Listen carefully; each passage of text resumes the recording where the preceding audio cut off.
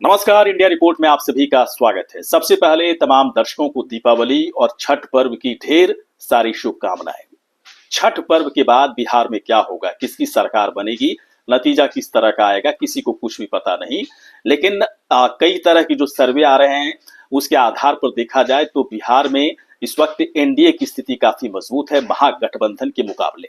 महागठबंधन में इस वक्त सीटों को लेकर या फिर है ना, अंदर की जिस तरह से राजनीति हो रही है, छल की, कपट की, धोखा देने की, एक दूसरे को आगे बढ़ाने की, दूसरे को पीछे धकेलने की, इस तरह की राजनीति की वजह से महागठबंधन की स्थिति कमजोर होती दिख रही है। महागठबंधन पूरी तरह से बिखराव के हालात में पहुंचा हुआ है।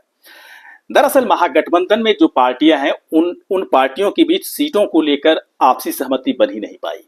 आपसी सहमति नहीं बनने की वजह से नामांकन की प्रक्रिया खत्म होने के बाद भी किसकी कहां कितने उम्मीदवार कहां से लड़ेंगे, इस बात को लेकर अभी भी झगड़े वहां पर चल रहे हैं। लेकिन इस बीच सबसे ज्यादा यदि महागठबंधन में कोई दल दुखी है या कह सकते हैं कि आहत है और उसे ऐसा लगता है कि मेरे साथ छल किया गया, धोखा दिया गया और हमारे समाज के अधिकारों के साथ हमारे समाज के लिए बढ़िया नहीं सोचा गया, तो वो है वीआईपी के अध्यक्ष मुकेश सहनी। खबर इस तरह की भी आ रही है कि बाकायदा उन्होंने फोन स्विच ऑफ कर लिया, किसी से बात करना भी वो जरूरी नहीं समझ रहे हैं। और 23 अक्टूबर को महागठबंधन की प्रेस कॉन्फ्रेंस है। प्रेस कॉन्फ्रेंस में सभी पार्टियों को बैठने की जरूरत होती है, लेकिन मुकेश सहनी ने कह दिया कि मैं आऊंगा ही नहीं प्रेस कॉन्फ्रेंस में, आप लोगों को करना है कर लो, मुझे करना होगा तो मैं अलग से अपने तरीके से कर लूंगा। ये सारी स्थिति इस तरह से इसलिए बनी कि मुकेश सहनी को ऐसा लगता है कि हर कदम पर तेजस्वी यादव की तरफ से उसे धोखा दिया गया। शुरुआत से अगर थोड़ा सा देखें तो जब एनडीए से महागठबंधन में मुकेश सहनी आए थे, दोनों तेजस्वी यादव मुकेश सहनी की बीच एक जबरदस्त दोस्ती देखी जा रही थी। साथ में फ्लाइट से सफर करना, इसके बाद मछली खाना, है ना, साथ ही साथ दोनों की तरफ से इस तरह के दावे किए जा रहे थे कि बिहार में बड़ा बदलाव आएगा और तेजस्वी यादव सीएम बनेंगे।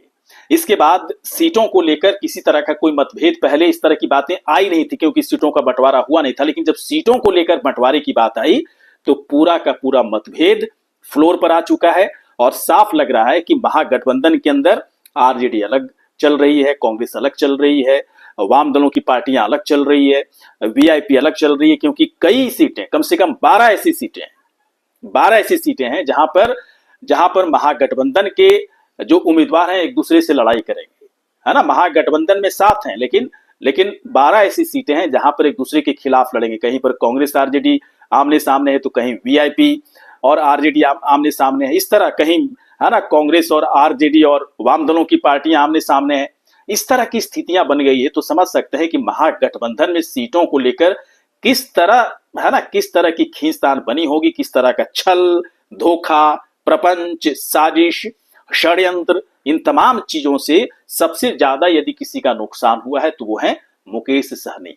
और शायद इसीलिए वो इतना दुखी हो गए कि आज फोन स्विच ऑफ करके, बाकायदा 1-2 दिन से इस तरह की खबर आ रही कि फोन स्विच ऑफ करके वो किसी से बात नहीं कर रहे हैं। 23 अक्टूबर को जो महागठबंधन की प्रेस कॉन्फ्रेंस है उसमें वो नहीं आ रहे हैं। सीधे तौर पर उन्होंने कहा कि जो उनकी तरफ से एक बड़ा संकेत देने की कोशिश हो रही है कि उनके साथ धोखा हुआ है। 15 सीटों पर वो मान भी गए थे, लेकिन 15 सीटों में भी सेंधमारी हो रही है आरजेडी की तरफ से। मतलब मिला जुला करके 9 से 10 सीटें भी उनके खाते में नहीं आ पाई। डेप्यूटी सीएम की मांग तो वैसे भी हवा में निकल गई। तो ये तमाम चीजें हैं जिसके बाद मुकेश सहनी को लग गया कि उनके साथ धोखा हो गया। धोखा इसलिए हो गया कि उनकी ताकत 8-10 सीटों की नहीं है। करीब 3.25% मल्लाह समाज बिहार की आबादी में, है ना, उनकी हिस्सेदारी है। कम से कम 25 से 35 सीटों पर जीतने का वो मादा रखते हैं अगर सही ढंग से अगर इक्वेशन बैठ जाए। लेकिन देखिए किस तरह की धोखेबाजी उनके साथ हुई कि 10 सीटें भी उनके लिए मुहाल हो गई। वैसे 15 सीटें कागज पे है, 15 सीटें, लेकिन 15 सीटों का कोई मतलब नहीं। 4-5 सीटें और घटा दीजिए, 9 से 10 सीटें उनके खाते में आई है। मुकेश सहनी कोई, है ना, कोई इस तरह के नेता तो है नहीं कि उन्हें चीजें समझ में नहीं आ रही होगी। इतनी बड़ी पार्टी वो बनाकर बैठे हैं और ठीक ठाक उनका प्रदर्शन रहा था एनडीए में जब वो साथ थे। तो पूरी तरह से समझ चुके हैं मुकेश सहनी कि महागठबंधन के साथ उनका नहीं चलेगा। उनका वश अगर चलता बीच में, अगर हरी झंडी एनडीए की तरफ से दे दी जाती तो हो सकता है कि बीच में ही छोड़ करके वो एनडीए के साथ हो लेते, लेकिन चूंकि एनडीए की तरफ जाने का रास्ता बंद हो चुका था, इसलिए मुकेश सहनी बहुत ही छटपटाहट और मजबूरी में फंस चुके हैं। और फाइनली ऐसा लगता है कि वो बहुत ही आरजेडी से खासतौर पर बहुत ही नाराजगी, बहुत ही क्रोध में वो आ चुके हैं, और इसीलिए उन्होंने फोन स्विच ऑफ करके लोगों से बात करना ही बंद कर दिया है। इस बात की जो जानकारी निकलकर सामने आ रही है, अब समझिए इस बात को कि दरअसल हो क्या रहा है। मुकेश सहनी के साथ धोखा हर कदम पर हुआ, चाहे वो दोस्ती है ना, दोस्ती की आड़ में किस तरह की बेईमानी छुपी थी वो साफ तौर पर उस वक्त तो नहीं दिख रहा था कि साथ में घूम रहे हैं, मछली खा रहे हैं, लोगों को दिखा भी रहे हैं कि दोनों की दोस्ती और याराना कितनी मजबूत है, लेकिन उसमें याराना कम बल्कि उसमें साफ तौर पर मतलब वाली चीजें ज्यादा दिख रही थी। जब सीट का बंटवारा हुआ, मुकेश सहनी को सबसे साइडलाइन कर दिया गया, बार बार उन्हें बुला करके इतनी सीटों पर मान जाओ, इतनी सीटें कम हो जाएगी, ज्यादा हो जाएगी, आगे देख लेंगे। लेकिन मुकेश सहनी को अब अंतिम तौर पर यही समझ में आया कि इस गठबंधन में, इस महागठबंधन में वीआईपी के साथ छल हुआ है, प्रपंच हुआ है, धोखा हुआ है, और मल्लाह समाज इसे कभी भी किसी सूरत में माफ नहीं करेगा। इस बात को मुकेश सहनी की तरफ से बड़ा संकेत भी दिया जा रहा है। दरअसल महागठबंधन में सिर्फ मुकेश सहनी नहीं, बल्कि देखा जाए तो हर पार्टी एक दूसरे की टांग खींचने में लगे हैं।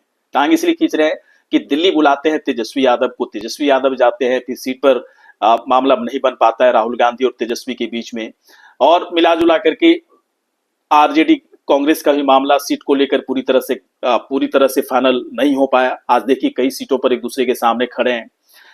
वाम दलों की तरफ से बहुत ही जबरदस्त खींचतान हो रही थी सीटों को लेकर, वहां भी मामला फंसा हुआ है। लेकिन वीआईपी जिस तरह से क्रोधित है, जिस तरह से मुकेश सहनी बहुत ही क्रोध में है, बहुत ही गुस्से में है, और सीधे तौर पर उन्होंने अपना फोन बंद कर दिया, लोगों से बातचीत करना उन्होंने बंद कर दिया, एक तरह से दर्शाता है कि एनडीए से महागठबंधन में जाने का फैसला मुकेश सहनी के लिए आत्मघाती साबित हुआ। उन्होंने अपने पैर पर ही कुल्हाड़ी मार ली।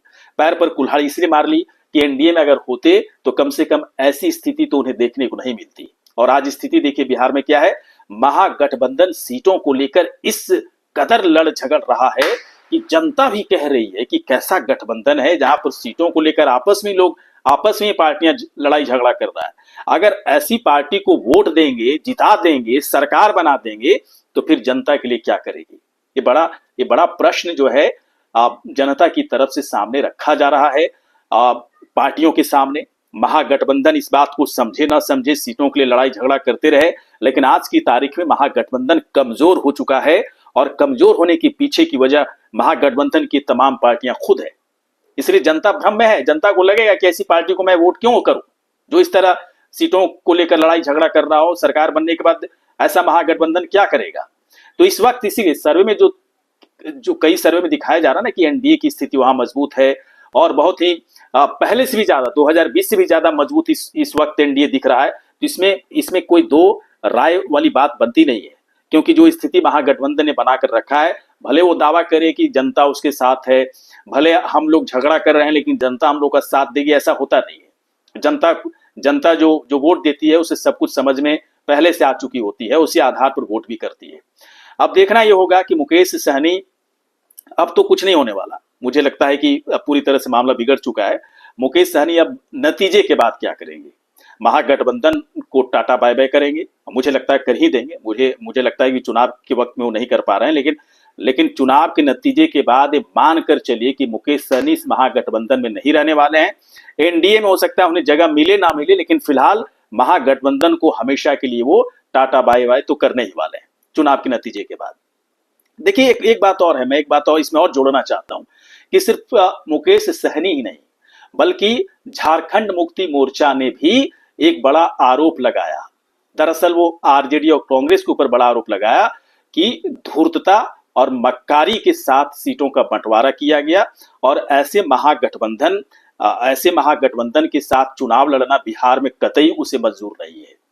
तो झारखंड मुक्ति मोर्चा भी वहां से निकल लिया, सीधे कह दिया कि बिहार का चुनाव लोग नहीं लड़ रहे हैं। और अभी एक खबर आपको और पता होगी कि सत्येंद्र सत्येंद्र शाह जो कि सासाराम से आरजेडी के प्रत्याशी उन्हें बनाया गया है। अचानक झारखंड है ना, झारखंड पुलिस की तरफ से उन्हें अरेस्ट करके ले जाया गया झारखंड। अब कहा जा रहा है कि हेमंत सोरेन के इशारे पर ये सब चीजें हुई हैं।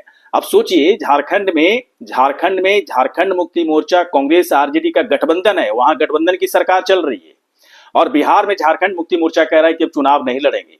इसके बाद सासाराम से जो आरजेडी के प्रत्याशी हैं उसे झारखंड पुलिस उठाकर ले जाती है। तो समझ में तो चीजें आ रही है कि अब चीजें उतनी आसान नहीं दिख रही है जितना लोगों को लग रहा है।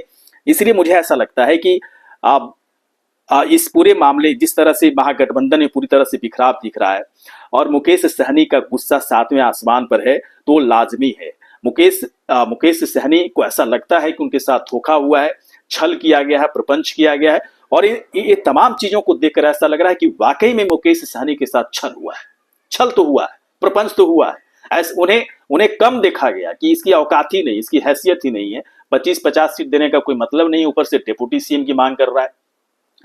तो मुकेश सहनी के औकात, उसकी हैसियत पर एक तरह से सवाल उठा दिया गया आरजेडी की तरफ से।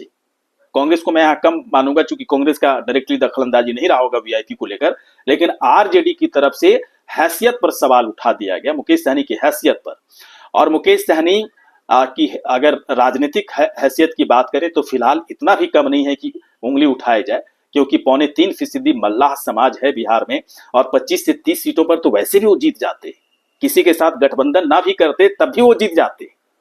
इसके बाद इस तरह की स्थितियां अगर उनके लिए बना दी गई तो अगर वो आज कह रहे हैं कि 23 अक्टूबर को जो प्रेस कॉन्फ्रेंस हो रहा है महागठबंधन का उसमें वो नहीं आएंगे, तो उनका ये फैसला मुझे लगता है कि बहुत सही है, अपने हिसाब से सही है।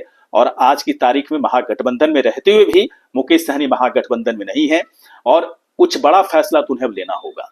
इस बात की उम्मीद हमें लगता है कि मुकेश सहनी से हर लोग कर रहे हैं कि एक बड़ा फैसला तो उन्हें लेना पड़ेगा कि उनके साथ धोखा तो हुआ। तो आपको क्या लगता है कि मुकेश सहनी के साथ वाकई में धोखा हुआ, छल किया गया उनके साथ, प्रपंच किया गया उनके साथ, और ये छल प्रपंच करने वाला कोई और नहीं बल्कि आरजेडी है? आपको अगर लगता है कि इस बात में सच्चाई है तो तुरंत कमेंट बॉक्स पर जाकर अपनी राय रख सकते हैं। ये वीडियो आपको कैसा लगा, अच्छा लगा हो तो तुरंत आप हमें सब्सक्राइब करें, शेयर करें, लाइक करें, साथ ही साथ कमेंट करें। नमस्कार।